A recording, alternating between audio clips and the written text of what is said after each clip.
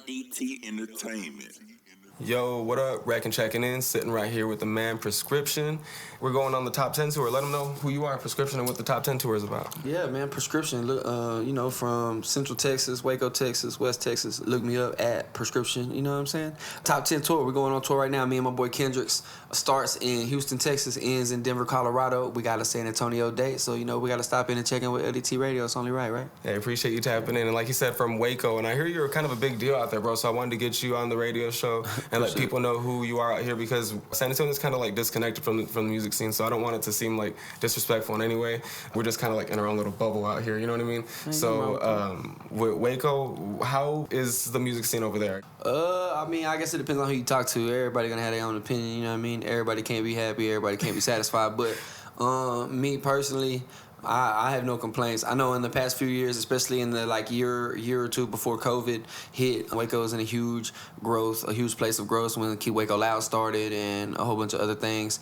The live music scene out there skyrocketed. There's so much stuff to do, and we did a bunch of stuff. We worked to get Waco a music friendly city, dubbed by the Texas Music Office, right. And all kinds of stuff. So the live music scene out there is dope to me. There's all genres, bands, and hip hop and all kinds of stuff. If you ask me, I would say that the scene is dope out there. Bro, I'm glad you're dropping that game, actually, because for me, honestly, if I would have passed by Waco, I would have thought there wasn't anything popping out there. But after following you and kind of just seeing all the stuff you post and share, it does seem like y'all actually have a lot more going on than some of the stuff we have going on here. Man, I feel like there's I feel like hip hop is probably the biggest genre in Waco, of course, you know what I'm saying, because hip hop is something that can be done, with minimal tools, you know what I mean? But man, there's a punk rock scene out there. There's some metal bands. Man, the punk rock scene is dope, bro. Shout out Rad Dragon and people like that. And there's a metal scene. There's metal bands out there. Shout out to See by the Fallen. And there's I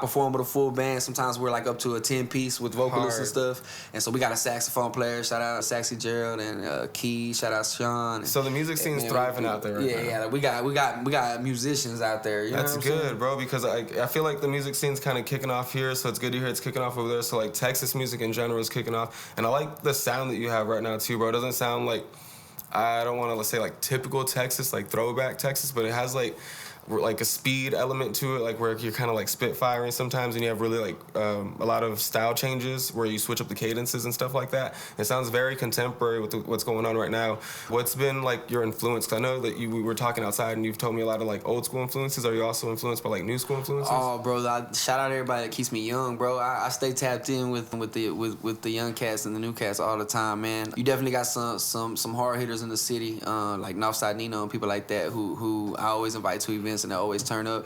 Then you got my people that I've been making music with that, I've always been somebody I had an artist, Elisa. We dropped her first CD when she was 15, and she ended up winning a Waco Award for R&B Artist of the Year. She was pushing. What was her name? Elisa Lozano. Yeah. My homeboy Jay Bear. I dropped my song visual with him when he was still in high school. You know what I mean? Now shout out my boy Krill. He finna graduate and he in the mix heavy with us. He hitting the tour with us. Shout out everybody who keep me young. My boy Gabi. Bro, literally. Take the OT show, for instance. The person who runs that sound, bro, he's 17 years old. That's his sound. It's a $12,000 system, bro. Super badass, and that's his sound, bro. He runs the sound for the show, and he's 17, bro. He stays booked. You know what I mean? He made the real tune list on the producer list. He's 17, bro.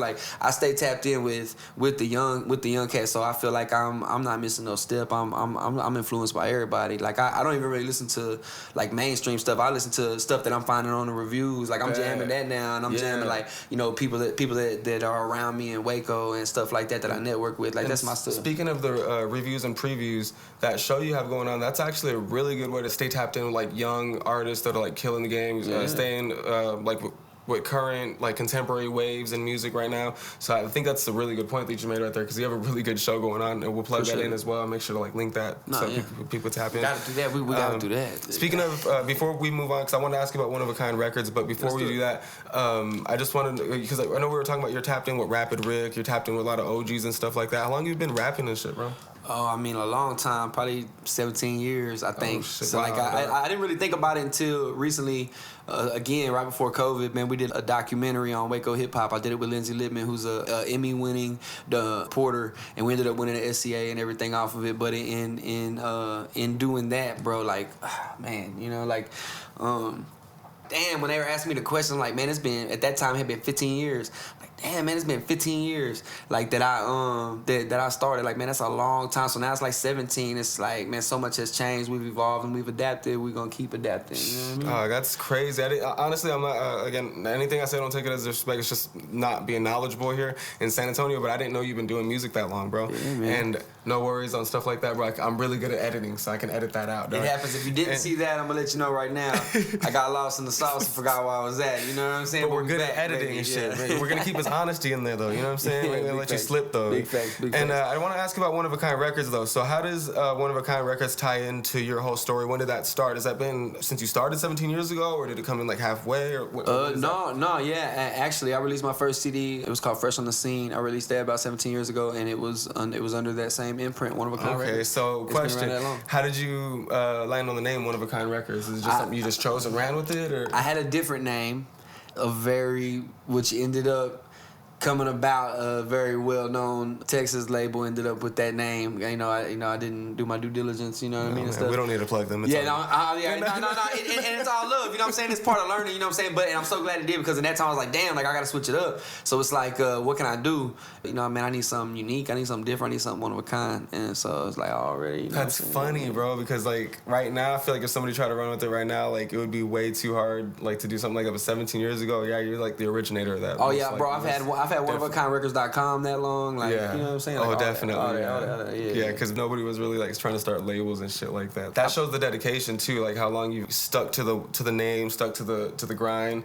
Literally everything's just loyal dedication to the game. It's definitely had a lot of ups and downs, and like over the years I went through waves. Like there was times when I had, you know, a dozen artists that I was trying to help push, et cetera, and times that I've stepped away from that and had no artists or just Elisa, you know what I mean? And like right now, how we're pushing full throttle with my project, it's just like, man, we just keep testing, shooting shots, and adjusting. You know so if you don't mind my asking, when you're managing like the dozen artists and stuff like that, and you have to like step away, is there any like hard feelings or anything? Like do the artists feel some type of way when you can't provide as much like you're doing for yourself or for another artist or something like that? You can never please everybody, but if anything, I mean, it's always understood that I'll just be helping people. I've never signed anybody to my label and locked them down where they couldn't do anything. It's never been that type of situation. It's always been a sharing resources. Yeah, like I'll help you. You know what I'm saying? If you just keep working and we help each other. You know what I'm saying? Because that's what it's all about. There's power in numbers. It's just hard to keep everybody on the same page or keep everybody moving. You know, like right now, like the whole reason we're putting so much into my EP right now is because until I find that person who can outwork me or outinvest me, like they're not really gonna out benefit, you know what I'm saying? Like the what I'm gonna do if I'm having to do it right now. So I'm just doing it right now until that spot can be filled by somebody with even more drive. You know what I mean? And they can take my knowledge and run with it. Cause that makes sense, bro. Because it's just me right now. It should be a vehicle for you to let your artist hop into, or whoever you're pushing hop into. It's not just for you. It's for the team. That makes sense. And the only reason I ask is just like I said, I don't mean to like stir the pot, or I don't know if there's any trouble or anything like that. But I know I've had troubles like that in the past, and I just get curious. You know what I mean? With the One of a Kind Records, I know you have a few artists on your roster right now. I went to your website and it looked like you had 4 or 5 artists, if I'm not mistaken.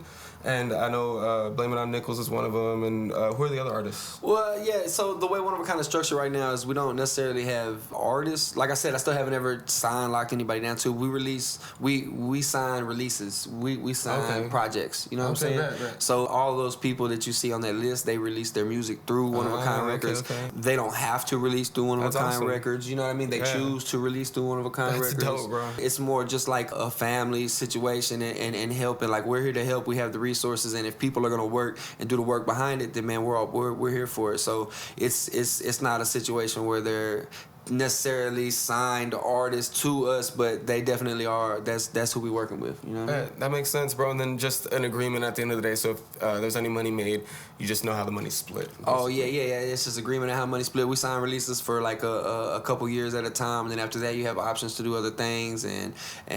But our thing is we're not just we're doing distribution. We're doing publishing. Like I have shout out my boy Mike. We have a publishing administrator who stays on top and updates and makes sure that all your numbers are getting updated and all that stuff. So we have stuff in place that you're just not gonna have on your own. You know? You have a hell of a team, bro. Every time I'm in contact, like for the tour or anything like that, it seems like you have a good team in place. Do you want to talk a little bit more about publishing? Because I'm talking a little bit more about back end business stuff, just because that's what I really like for the channel to be a lot about. Because a lot of indies don't know a lot about business stuff. Big facts. Speak on publishing a little bit more, because I know like a lot of people leave publishing on the table, and that's a big part of the pie. Because a lot of people know about royalties and they know about like making money, but publishing is on the back end, like songwriting end. So how do you collect the publishing, and how did you come about getting like a publishing person on your team? Well, that was luck. Shout out Mike, man. That's just just the universe works like that. Whenever you do the work, everything you're supposed to get will find you. You know what I'm saying? It'll find its way to you. But publishing is complicated. To say the least. If you're an independent artist and you're gonna try to do your own publishing, I couldn't even really give you advice because it's tough. Like, cause people think that if you log on BMI or you log on ASCAP and you put your split in there, that boom, you did your publishing. And nah, that's not how it works.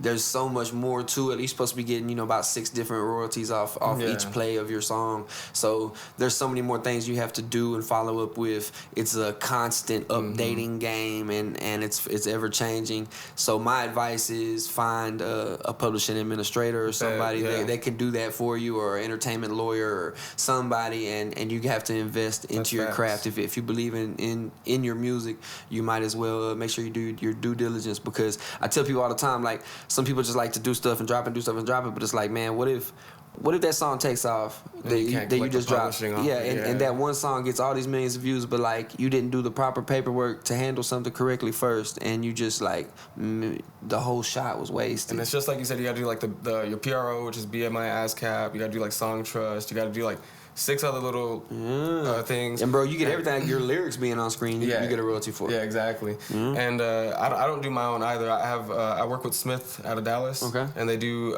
my royalties, and then I just signed a publishing deal with them a couple years ago, so they do all my shit too. Because it's way too much, bro. Awesome. That's why even before, when I was doing like CD Baby, I would always sign up for CD Baby Pro because they do the CD Baby publishing and they collect all the publishing as well. So just always sign up like for something else. When I was using services, I did like CD Baby because you pay once and that's there for life. Bro, and that's what it's there for life. They take care of your publishing. It's all taken care of around the board, and you don't have to worry about nothing. I'm still collecting money off CD Baby. So. Yeah, me too. I still have small projects on there, but we've been blessed recently to have. It's always good to have people you can talk to instead of an email or a machine, or and where you call and they know your name and they're on top of it. And it's just a whole different. Shout out DJ Dugan, man. That's my guy, man. I'll be bugging the crap out of him. Yeah, shout out my guy Mike. We're leading off of one of a kind records and into private hip hop. What is private hip hop? Okay, so I had the idea a long time ago, and I threw one show, and at that time I was gonna call it Hip Hop Anonymous. I threw one show, and the show did badass. It was awesome. And then fast forward a few years later, but it never transpired. When I first made it up, I was gonna do 4 of them or 5 of them, and I only did the 1. Then, a few years later, fast forward, I started doing private hip hop parties. Okay. And they were called that because we never put the address on the flyer. Nice. You had to contact an artist that was performing and get the info from them. It was good marketing, but I also feel like the difference was you didn't just have people showing up to an event to party. If they were showing up to that event, they were showing up for hip hop music. They were there 100% strictly because they wanted to watch the artist perform that their homeboys with, or they wanted to go watch somebody that they haven't got to see yet, or they wanted to network, or they wanted to try try to win some free studio time or something. Right. It was 100% everybody who's showing up was all there for music and no bullshit. With that exclusive element to it. Yeah. So we were in quite a few of those. You know, I would put eight artists on at a time, and then, you know, those artists always have people that feature with them and they bring on. So at the end of doing about, you know, by the time we got to 8 or 10 of them, we done put on over 100 artists from Waco that are all not repeats. You know what I mean? Like different artists.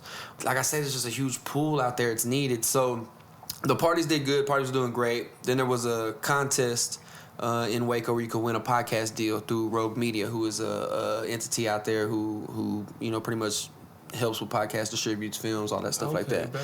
And they were giving away 10 podcasts, I think, and you had to pitch it. So I went to this event, pitched it, and I won. That's hard, bro. So then my co-host, Mary Jane, at the time, she was working at 94.5 The Beat. She was a radio personality.